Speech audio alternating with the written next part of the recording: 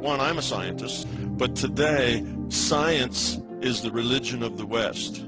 It's the scientists who tell us what we should believe and what we shouldn't. It's the scientists that tell us what is true and what is false. So basically they take the place of the priests of olden times. So that's one reason I write my book in terms of science. But the second is that if you are going to have a major impact on society as far as helping them understand how reality works, what their point and purpose is in this life, and so on, then first you need to get the high priests of our culture to agree with you. Who are we?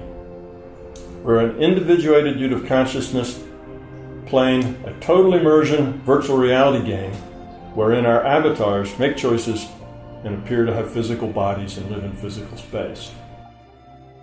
Well, I think this simulation theory stuff that I know you guys probably talk about on the show a lot, and I endlessly... It's fucking weird. See, that's simulation shit. What are we doing here? We're an individuated unit of consciousness with a mission to evolve the quality of our consciousness through interaction with the set and with others within this virtual reality. We're here to experience, interact. Life has just transformed over the last 2 years. He went from being a guy who couldn't get booked anywhere to a guy that is living a dream. It's like, and now all of a sudden he's in this super happy world. Everywhere he goes, people are happy to see him. Yeah. He's super positive. We're here to evolve, and as we evolve means, I can say it in several ways. It means spiritual growth, it means growing up, it means getting rid of fear, ego, belief, and expectation. It means lowering the entropy of your consciousness. That's what I mean by growing up, evolving. We are a unit of consciousness, and our job is to evolve the quality of that consciousness. Now, when you get rid of this fear and belief, what are you left with? What are you without that? Your love.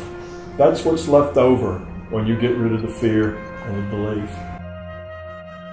The nature of reality, Joe, what is it? That's the thing. There's no answer to that. It's too confusing. Whatever it is, it is. And there's some real rules to this thing. And one of them that seems to make sense is that you got to be nice to people, and you got to enjoy this thing, and you got to spread as much fun and happiness as you can. And if you can do that, you're like a generator of happy feelings, and people want to feel happy. What about love? Okay, now what's the optimum way that this society of conscious entities can interact with each other? Which way leads toward more evolution? The evolution of consciousness. Well, if you think about it for a minute, love is an obvious answer. Okay? And one of the ways I explain this is look at, take a society of 10,000 people and put them someplace, and let all those 10,000 people interact with each other with love, which means they care about others. It's not about them, it's about others. Somebody discovers something, they share it. So you expect them to be cooperative, supportive, very interactive.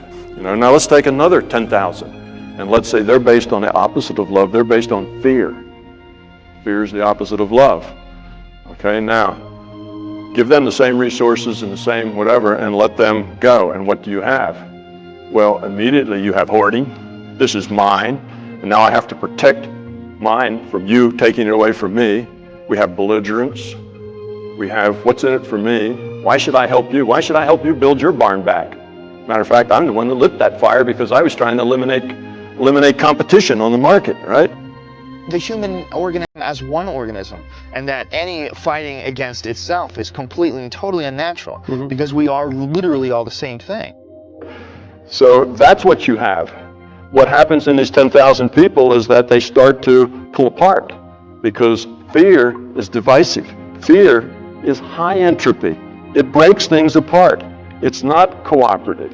Pretty soon they would start to, they're going to battle with each other, right? Because it's all about them. I've heard it argued, and argued successfully, that our society runs on war. It runs on the domination of the other parts of the world. And literally that's the only way you can control a gigantic chunk of the globe. You have to keep everybody down, and that's what our society is based on. And then they're going to want to form little mutual protection groups, so that this little group can protect them from this other group, because groups are more powerful than individuals, and then those groups would fight each other, and pretty soon you have what we have here, right? Pretty soon you have this physical matter reality. The idea that it should be okay to go somewhere and engage in war, to protect a society that wants to go places and engage in war. That's insane. Whereas a few of these groups own 95% of all the resources, and everybody else has to feed that machine. You know, that's kind of the way that'll work out. Well, here we are. We can see how that experiment's already been done, right? We can see that. But we can imagine that other experiment where everybody was cooperative, helping, trying. Now, which one of those two systems sounds like the lower entropy? See, the more ordered, the more constructive, the one that builds and grows and constructs. Well, obviously, love is the optimal way in which people can interact. That's what moves consciousness toward greater and greater evolution. So consciousness evolves by lowering its entropy. Consciousness evolves by becoming love. You could develop like a deep despair. And that's where Ari was just a couple of years ago. And now all of a sudden he's in this super... You can live in multiple realities all at once.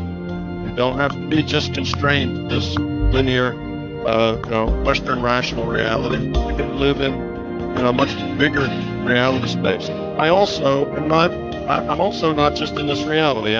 While I'm at work and while I'm doing this stuff, I live and exist and experience in several realities kind of simultaneously. So I live in a bigger world, living in one reality or another. I just live in the larger reality all the time. And the thing that's neat is that they help. I'm better at solving problems at work because I see the problems from a different perspective.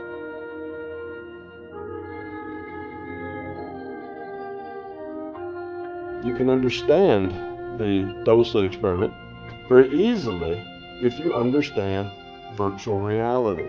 I talk about the old, if a tree falls and there's nobody there to hear it, does it make a sound? And of course the answer to that is, well, there is no woods, there is no tree, there is no sound, they're all virtual. It's just information. The natural state of reality is probabilistic and statistical. Okay, this is a multiplayer game. Okay, think of it with the World of Warcraft video game. Okay, it's the same thing. What happens when there are no players in the World of Warcraft game? There's absolutely nobody to play the game. It's just as virtual. Well, how come you can't walk through trees in World of Warcraft? How come you can't walk through rocks? You have to walk around them. Why? Well, because that's the rule set in the game. The game's rule set says you can't walk through trees. You have to walk around them. The rule set here says, that's wood, I can't put my hand through it. So that's the way it works. But when there's no players, there's no data going on. So that's the way it works. So it's not like I close my eyes and the whole universe disappears. That's impossible. The whole universe isn't there in the first place. It's just data. If they just looked at it like literally, The whole universe isn't there in the first place. It's just data. it's going to be data that enters into certain people's minds. It's just data. It's going to be data. We live in a virtual reality. Reality is composed of nothing other than information. Science is coming to that viewpoint more and more. Every year you hear more and more people who realize that information is at the core of our existence. When you then try to understand these pictures, you find out that buried in them are computer codes, just like the type that you find in a browser when you go surf the web. And so I'm left with the puzzle of trying to figure out whether I live in the Matrix or not. Wait, you're blowing my mind at this moment. So you're saying... We're an individuated unit of consciousness playing a total immersion virtual reality game wherein our avatars make choices and appear to have physical bodies and live in physical space. Are you saying your attempt to understand the fundamental operations of nature leads you to a set of equations that are indistinguishable from the equations that drive search engines and browsers on our computers? That is correct. So, Wait, I have to just be silent for a minute here. Information is the meaning, the content, the message, not the media, not the code symbols. So you're saying as you dig deeper, you find computer code writ in the fabric of the cosmos. Into the equations that we want to use to describe the cosmos, yes. Computer code. Computer code, strings of bits of ones and zeros. It's not just sort of resembles computer code. You're saying it is computer code. It takes a consciousness to get the information. Okay? Information requires a consciousness. Time to go home, I think. Where are we going to go? So are you saying we are all just, there's some entity that programmed the universe and we're just expressions of their code? Well, I didn't say that. But some of those, Like the Matrix? That's what you said. To answer your question more directly, I have in my life come to a very strange place because I never expected that the movie The Matrix might be an accurate representation of the place in which I live. Do not try and bend the spoon. That's impossible. Instead, only try to realize the truth. What truth? There is no spoon. There is no spoon?